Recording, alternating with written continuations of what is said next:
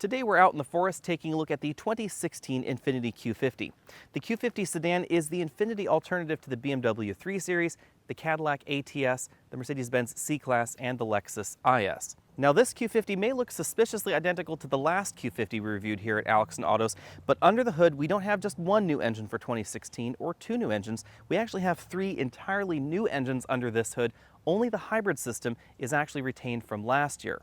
The exterior design of the Q50 has not changed too much since this vehicle was launched. We still have these very distinctive headlamp modules here with this accent strip of LEDs running inside, and in fact everything you're seeing up front is an LED. We have LED fog lamps, LED turn signals, LED high beams, LED low beams, and of course that LED accent strip. The overall design of the front end is perhaps a little bit more aggressive than the BMW 3 Series, but decidedly more demure than the Lexus IS. I actually find this particular look very attractive up front. We have this small kink right here that's mirrored on the side of the vehicle, and then a smaller grille below it. As I said before, the Q50's competition really is the Lexus IS, the BMW 3 Series, Mercedes-Benz C-Class, etc. However, some people are confused because the Q50 is a little bit larger than the average entry in this segment at 188.3 inches long. This is about 4 inches longer than the brand new Mercedes-Benz C-Class, although it is about 4 inches shorter than a Lexus GS 350. So the Lexus GS actually competes with the Infiniti Q70, the next step up in the Infiniti lineup, whereas the Lexus IS competes with this Q50 right here. Out back, we have more LEDs going on with the LED light pipes, LED tail lamp modules, and even LED backup lights. All models get dual exhaust tips, even the base 2-liter turbocharged model that we're driving right here. Turbocharged engines are all the rage in the luxury segment, so Infiniti brings us 3 new turbocharged engines under the hood for 2016. Things start out with this 2-liter 4-cylinder turbocharged engine that produces 208 horsepower and 258 pound-feet of torque. An interesting bit of trivia is that this engine is actually a Mercedes design that Infiniti has licensed, tweaked, and then manufactured in their own plant in order to fit under this hood and mate with their 7-speed automatic transmission. It's very closely related to what we see in the Mercedes-Benz CLA and the C300. Next engine up is a 3-liter turbocharged engine. It produces 300 horsepower and 295 pound-feet of torque. And then there is a heavily revised version of that same 3-liter turbocharged engine that produces 400 horsepower and 350 pound-feet of torque. The only drivetrain option that carries over from the previous model year is the optional hybrid system that combines a V6 engine that produces 300 horsepower with an electric motor that produces 67 horsepower to give you 360 horsepower total. All of the engines, including that hybrid system, are mated to a 7-speed automatic transmission, and rear-wheel drive is the default drivetrain in all Q50 models. However, also interesting is that all of the engines can be mated with optional all-wheel drive, including the hybrid system and this base 2-liter turbocharged engine. The Q50 has some of the most comfortable seats in this segment for my body type, but I'm going to have to give this 8 out of 10 points because these seats lack the adjustability that we find in other luxury models. Most specifically, we don't have a 4-way adjustable lumbar support or extending thigh cushion in this particular model, although some of the Q50 models do have inflatable side bolsters. As you'd expect in this segment, the driver gets a tilt telescopic steering column with a large range of motion, and it is memory linked as well. When it comes to rear seat comfort, I'm going to give the Q50 an 8 out of 10 score again. We have a generous amount of leg room back here for this segment. I have about 1.5 inches right here sitting behind myself, and if I scoot over to the right side of the vehicle, where I had the front seats all the way back in its tracks, I have about 1/2 inch of legroom left there still. This has a bit more combined legroom than you'll find in the BMW 3 Series or the Audi A4.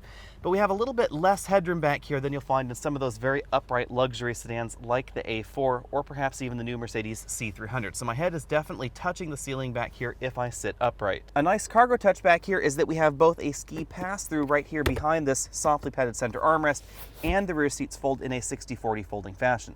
Thanks to the overall shape of the Q50's trunk and especially the hinge design, we can actually fit 4 of these 24-inch roller bags inside the trunk. There are 3 stacked this way, and then we were able to squeeze 1 in right there on the side. As I said before, the benefit with this type of hinge is that if it fits in that trunk opening, as long as it's not sticking out beyond the envelope, the lid will close. Although the trunk is on the smaller end of this segment, it still gets 9 out of 10 points when it comes to my trunk comfort index. These hinges and the helper handle to help you close the trunk lid really are why. Some of the luxury cars in this segment leave you to paw on the painted outside of the trunk lid or pull on the fabric on the inside in order to close the trunk lid. And of course, these hinges make the cargo area quite practical.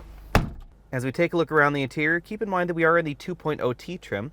We have height adjustable seatbelts for the driver and the front passenger, leather upholstered seats, but these are not perforated. You can see we have a relatively simple leather design. The front doors are made of a combination of soft touch plastics, imitation leather, and then hard plastics lower down here by the storage compartment and the two speaker grills on the front of the door.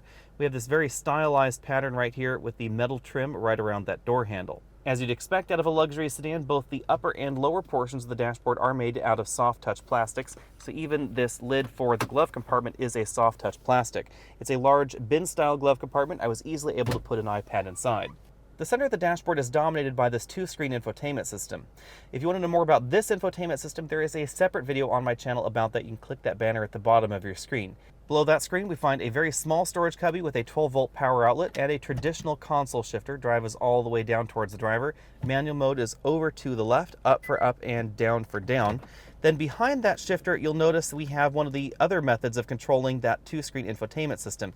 It's this control knob. We have a direct access button for the map or voice button, back button, and then we have a button to change the mode of the system from either day, auto, or the night mode.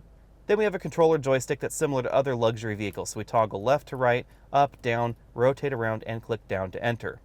Behind the controller knob, we have a drive mode button. This helps you toggle between personal, sport, standard, and snow modes, and that controls the way the drivetrain, transmission, etc. behave. Then we have two moderately sized cup holders on the right side amongst all this aluminum trim. Between the front seats, we have a softly padded armrest. This opens to reveal a storage cubby that's about average in terms of general size for a rear-wheel drive luxury sedan. This is where you'll find the two USB inputs, auxiliary inputs right over here, an RCA jack and a regular stereo mini jack, the SD card for the mapping database, and an extra 12-volt power outlet. The instrument cluster is fairly standard Infiniti fare. We have a tachometer on the left, speedometer on the right, and then we have engine temperature and fuel gauges below those inside the same dial. Between the two gauges, we have a color multifunction display that shows us things like our fuel economy, navigation instructions, information from our media system, vehicle warnings, range, average speed, trip distance, and the amount of fuel that you've saved based on the start-stop system's operation. So we've actually saved about 21 miles of travel by using the start-stop system in this vehicle, even though we've only used about a quarter tank of gasoline. The steering wheel is a 3-spoke design with sport grips both on the bottom of the steering wheel. We have a bump out right here and up here towards the top of the steering wheel as well. On the right side of the steering wheel, we use these two buttons to toggle between the different screens on that multifunction display up there in the instrument cluster. Then we find the buttons for the cruise control system. Our model does not have radar adaptive cruise control. On the left side of the steering wheel, we find a volume toggle, voice command button, phone button, and then these buttons right here change depending on what you're doing with the system. So this can either act as a track up-down toggle, or you can use this to actually control the infotainment system, very much like that knob in the center console or the touchscreen. When it comes to acceleration, the important thing to know about the 2.0T trim is that this produces 208 horsepower, not 240, 250, or 260 like we see in a lot of the competition. That means this is a full second behind something like the Volvo S60 T5, the Mercedes-Benz C300, or the BMW 328i. However, this is just about the same as the Lexus IS 200T, even though the Lexus IS claims to produce more power than this model. The last time we drove the IS 200T, we were pretty disappointed in the 0 to 60 performance that we got out of it, because in theory it should have been much closer to the 328i, and instead it's actually closer to the 320i. Same thing is going on with this Infiniti Q50, however this Q50 is really targeted more at the 320i than the 328. The best performance in the Q50 is going to be with the 400 horsepower Red Sport engine under the hood. That's a twin-turbo 3-liter V6. There's a separate video on my channel based on a full day with that vehicle at a launch event. That vehicle approaches BMW M3 acceleration figures, especially if you get the all-wheel drive version, because traction is definitely an issue in terms of acceleration with that model. In terms of performance, the hybrid model slots between the 300 and 400 horsepower versions of the 3-liter twin-turbo engine. The reason for that is largely the electric motor. It can deliver an awful lot of low-end torque, and it really helps the acceleration in that hybrid model. The hybrid model is easily the most fun hybrid in this particular segment. For some reason, Lexus is not bringing the IS hybrid to the United States, and the BMW hybrid just comes in a little bit below this Infiniti when it comes to acceleration. In terms of braking, we ran from 60 to 0 in 120 feet. This is going to be the longest distance probably in the Q50 because we get the narrowest tires. This does not have the sport-oriented rubber on it, so you will definitely stop shorter in something like that Red Sport 400. Infiniti has had a reputation for producing excellent handling vehicles in the past. However, there has been some controversy with the Q50 because of the new steer-by-wire system known as direct adaptive steering. As the name would imply, there is no direct connection between the steering wheel and the front wheels during normal driving conditions. However, not all Q50 models get this system, and actually for 2016, it's easier to avoid than ever. So if you really don't like direct adaptive steering, you can get all the other options without the direct adaptive steering. Of course, the average shopper is not really going to encounter direct adaptive steering anyway, because you're not going to find it in most of the mid to lower end priced Q50s that are going to be on the dealer lots. However, the direct adaptive system does have a few advantages. It definitely reduces driver fatigue out on long winding roads because the system is trying to reduce the steering effort to the driver. It also is trying to correct for crosswinds, correct for road imperfections, that sort of thing, and it results in a little bit less driver fatigue. The overall feel of the direct adaptive system can be peculiar, but I suspect if I were Q50 shopping, I would be pretty torn as to whether I would get it or not get it. If you own a Q50 or if you've test driven both models, let me know what you think about it down there in the comments section down below. Direct adaptive steering aside, the handling in the Q50 is excellent. This is not quite as sharp as certain versions of the Lexus IS or the Cadillac ATS, but it holds its own against the Mercedes and the BMW very well. Like we see in the BMW, the Cadillac, and the Mercedes, the Q50 has an excellent weight balance. That's quite different than we see in the Audi A4, the Volvo S60, etc., which have very front-heavy weight balances. So especially in the base 2-liter turbocharged engines that we see in the competition, this is going to feel more like the BMW, more like the Mercedes out on the road in terms of overall chassis balance. The 2.0T model scores an A when it comes to the ride. I found this particular suspension an excellent balance between firmness and softness, so it soaks up most of the large imperfections, but I still get a decent amount of road feel through the suspension. It's not punishing at all out on broken roads. The 2.0T trim has the softest suspension available in the Q50, and this delivers a polished ride even out here on gravel roads like we're driving on right now. This is definitely going to be the highway cruiser of choice, although this suspension never feels floaty-boaty like you can find in some of the American luxury sedans. In general, the ride feels very similar to what we see in the Lexus IS. When it comes to cabin noise, we scored 70 decibels at 50 miles an hour, so I'm going to give this a B. You may notice that that's a little bit quieter than the last time we tested the Q50, and that would be the Q50 Red Sport. The reason for that likely has to do with the tires. We have slightly narrower tires on this than we had on the Q50 Red Sport. They're also a different rubber compound as well. Fuel economy has been excellent in the 2-liter turbocharged model. We've been averaging about 27 miles per gallon over 500 miles of very mixed driving. This means this is one of the more efficient 2-liter turbocharged engines in this segment. Although we don't have an 8-speed or a 9-speed transmission under the hood, this 7-speed automatic has a fairly high final gear, and that really does help freeway fuel economy. The other thing that really helps is the torque curve of this engine. It may only produce 208 horsepower, but it produces nearly 260 pound-feet of torque, and most of that torque is available just over idle. The generous amount of low-end torque doesn't have a huge impact on 0 to 60 times, but it does have a big impact on real-world drivability. Because this vehicle can hang out in 6th or 7th gear, the engine can be loafing around 1500 RPM, something like that, and you can still climb up a freeway mountain pass going 60 or 65 miles an hour and still be able to accelerate past cars while leaving it in those higher gears. That really helps improve your fuel economy. The big difference between this and something like the 328i, however, is that when you do floor this and it drops down to, say, 3rd gear to try and pass, it's not going to pass those vehicles as quickly as the 328, the Volvo S60 T5, or the Mercedes C300. For 2017, the base Q50, that would be the 2.0T model that we've been looking at, starts at $33,950. It's obvious when you take a look at this low starting price why the Q50 is one of the best-selling compact luxury vehicles. Because not only is the Q50 a little bit less expensive than comparable BMW models or Mercedes models, but it's also relatively close to something like an Acura TLX, which is actually in a slightly different category. As you'd expect from a luxury vehicle, 2-zone climate control is standard, as is keyless entry and keyless go, that dual-screen infotainment system that we saw earlier, LED headlamps, rain-sensing wipers, and XM satellite radio. Now, very much like most of the luxury players, leather upholstery is not standard, so you do get leatherette seats, but it's not going to be real cow that you're sitting on.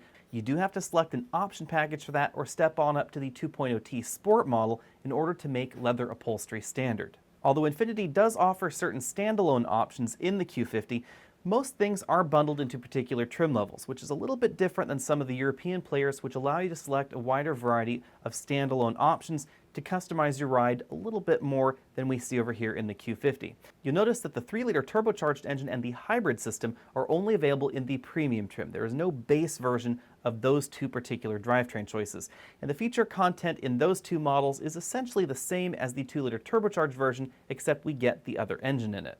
The Red Sport 400 is a little unique in this segment, as we spoke about in the video that's dedicated to the Red Sport model. It's not an M3 type competitor, it's more of a BMW M Performance competitor. It's the same basic vehicle as every other Q50 out there, with more oomph under the hood and better brakes. There was a time in the United States where a compact luxury sedan really was the entry point for a luxury brand. And that would be the BMW 3 Series, the Lexus IS, the Q50, and of course the Mercedes-Benz C-Class. But those days are over, because we now have smaller and less expensive entries from these mainstream luxury players. Even Infiniti is doing this with the brand new QX30, but that does muddy the waters just a little bit, because each manufacturer has tackled this lower end of the spectrum a little bit differently.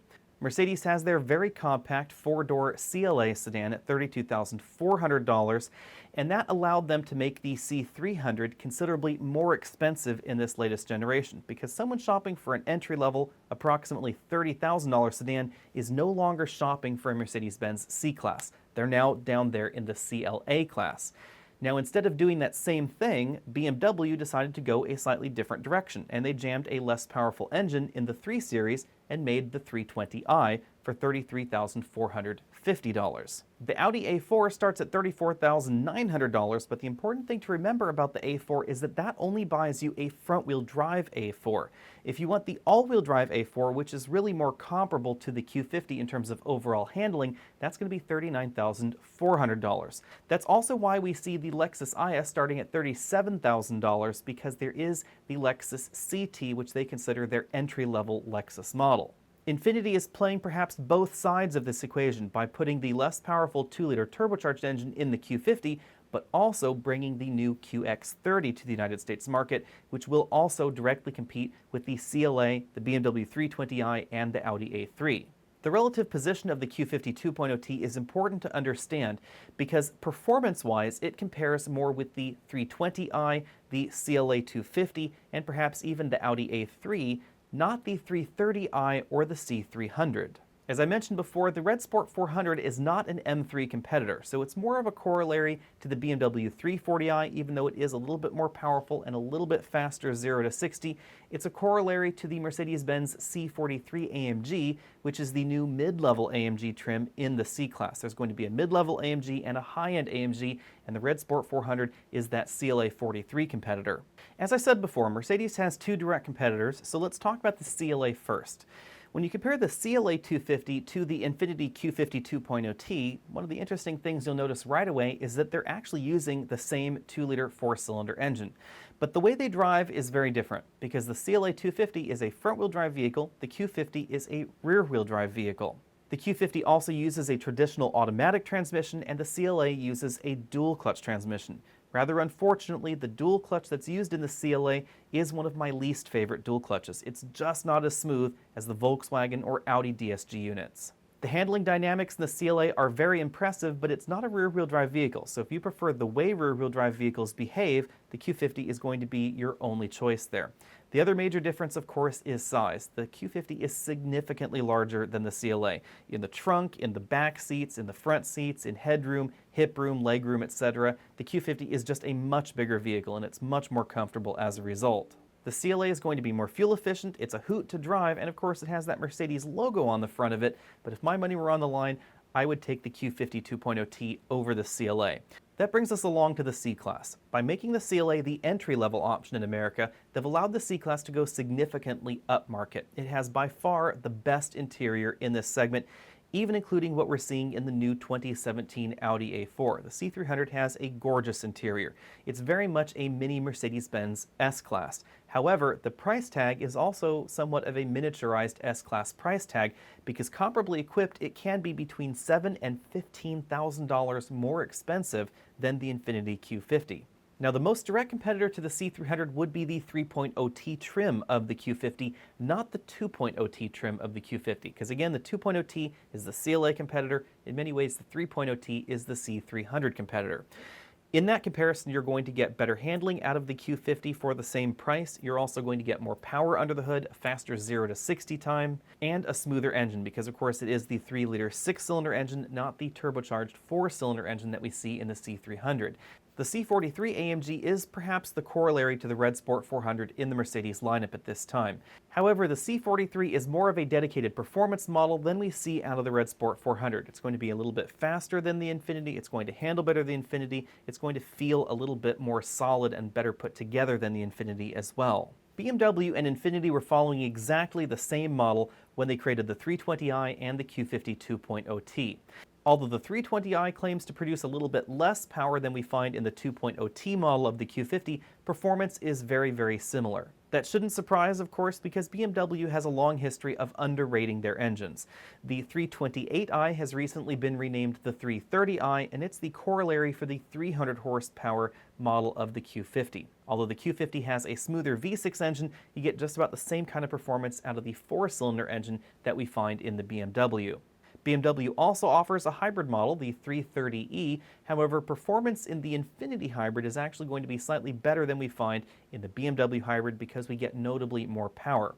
The Red Sport 400 and the 340i are perhaps direct competitors, although I find them to be slight variations on the theme. The Infiniti Q50 is a little bit faster 0 to 60 in our tests, but also Infiniti is going in a slightly different direction than the 340i. The 340i can get more expensive than the Red Sport 400, but a lot of that seems to be that BMW is offering more handling performance upgrades to the 340i, and we don't see any of those same sort of things on the Q50 Red Sport. The Q50 Red Sport reminds me an awful lot of an American muscle car. We get an awful lot of extra power, but we don't really get too many improvements to the handling of the vehicle. Although the A4 is brand new for 2017, they didn't really change the formula by which the A4 is sold. That means that the base model is still going to have a 2-liter 4-cylinder turbocharged engine, and it's still going to be front-wheel drive. The only other front-wheel drive entry in this compact European luxury car segment is the Volvo S60. And the S60 is a little bit unusual because it stays front-wheel drive biased even when you add all-wheel drive, but that's not going on in the A4.